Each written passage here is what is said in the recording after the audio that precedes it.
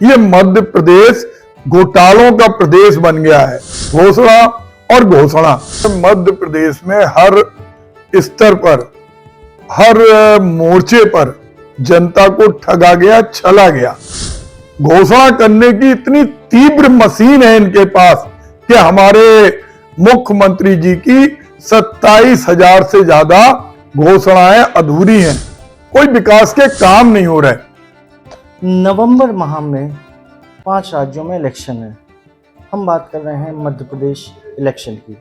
हमारे साथ आज जो शख्सियत हमसे बात करेगी वो पहले विधायक रहे, फिर सांसद रहे और कैबिनेट में अपनी भूमिका एज अ कैबिनेट मिनिस्टर वो निभा चुके हैं। जी हाँ, हम झांसी के कांग्रेस के लीडर प्रदीप जैन आदित्य की बात कर रहे हैं। आइए उनसे बात करते हैं और जानेंगे कैसे मध्य प्रदेश में वो अपनी भूमिका निभा रहे हैं और क्या है मध्य प्रदेश के हालात। सर, पिछली बार 2019 में आपका जो चुनावी मुद्दा रहा था वो रहा था किसान माफी, किसान कर्जा माफी। इस बार आप किन किन मुद्दों के साथ इलेक्शन में उतरे? आप मध्य प्रदेश विधानसभा की बात कर रहे हैं तो मध्य प्रदेश के अंदर तो हजारों मुद्दे हैं जी। मूल मुद्दा यह है कि मध्य प्रदेश में हर स्तर पर, हर मोर्चे पर जनता को ठगा गया, छला गया। हम किसी भी स्तर पर देखें, वो नौजवान हो, मजदूर हो, किसान हो, व्यापारी हो, आम इंसान हो, उसको हर कदम पर ठगने का काम किया गया। कहीं नौकरी की बात होती है तो एक ही स्कूल के अंदर जो भारतीय जनता पार्टी के विधायक का था, उसमें हजारों बच्चों का बीएड में सिलेक्शन हो जाता है। कहीं किसानों की बात होती है तो किसानों के सीने में गोली ठोकी जाती है। किसानों को समर्थन मूल्य पर उनसे सामान, वस्तुएं नहीं खरीदी जाती हैं। किसानों के लिए नकली खाद दी जाती है। किसानों की आत्महत्या पर उनके विधायक कहते हैं कि सब्सिडी चाटने वाले किसान आत्महत्या करते हैं।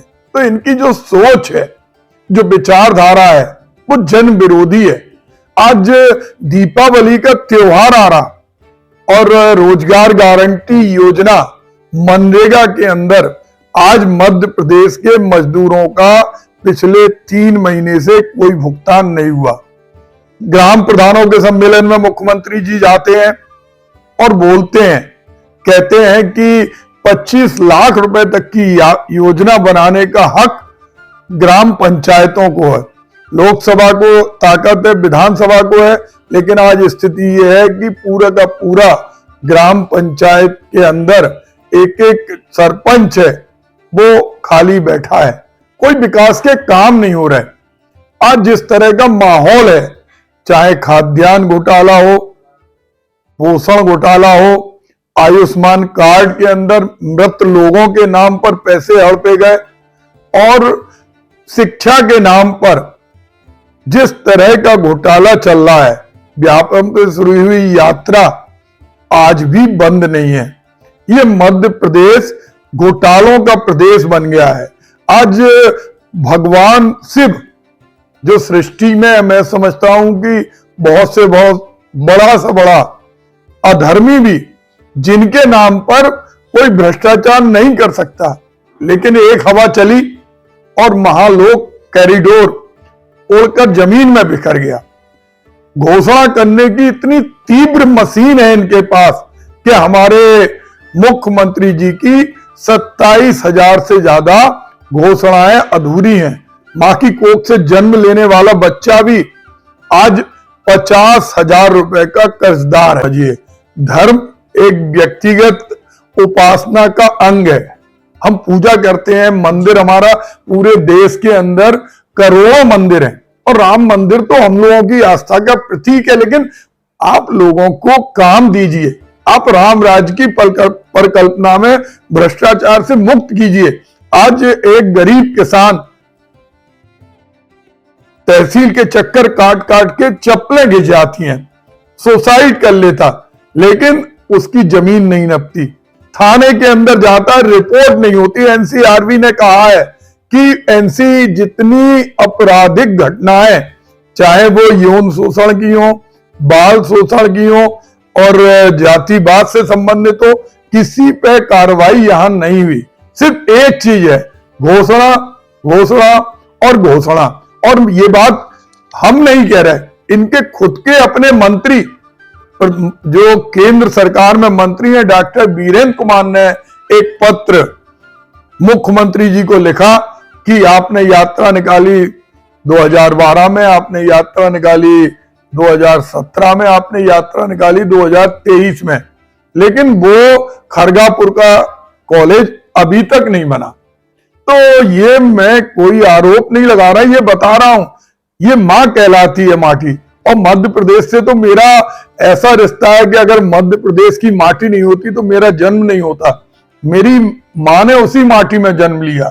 तो मैं देखता हूं जिस तरह से वहां पर गाय माता की दुर्दशा है, नर्मदा मैया की दुर्दशा है, खनन माफिया खुलेआम नर्मदा की छाती को।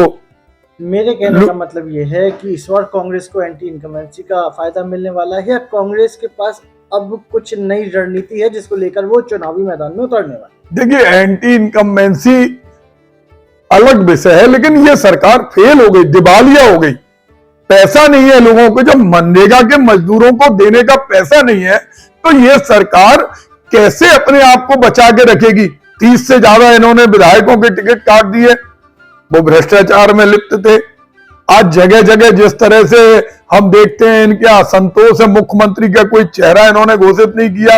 अब क्या अमित शाह और प्रधानमंत्री के चेहरे पे लोग मतदान करेंगे? ये असफल हो गए, विफल हो गए। खैर, आपको क्या लगता है, पिछली बार तो आप 114 सीट लेके आए थे, इस बार आप कितनी लेके आए? इस बार हर सीट पे हम मुकाबले में हैं और हमें लगता है कि 140 से 150 सीटें कांग्रेस के पास आएंगी, क्योंकि जनता बदलाव चाहती है। 18 साल में हर दिन जनता को ठगा गया।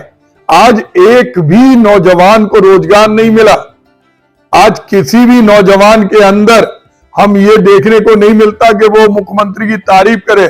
झूठी घोषणाएं, व्यापारी के ऊपर इतना जीएसटी लगा दिया गया है, पूरा व्यापार वहां पर टूट गया है।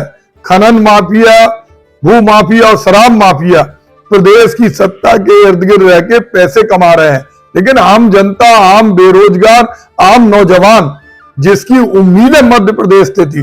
आप मध्य प्रदेश के अंदर कृषि के अंदर हर बार राष्ट्रीय स्तर पर अवार्ड लेके आते और हम लोग देखते किस तरह से ट्रैक्टरों की लाइन लगी रहती।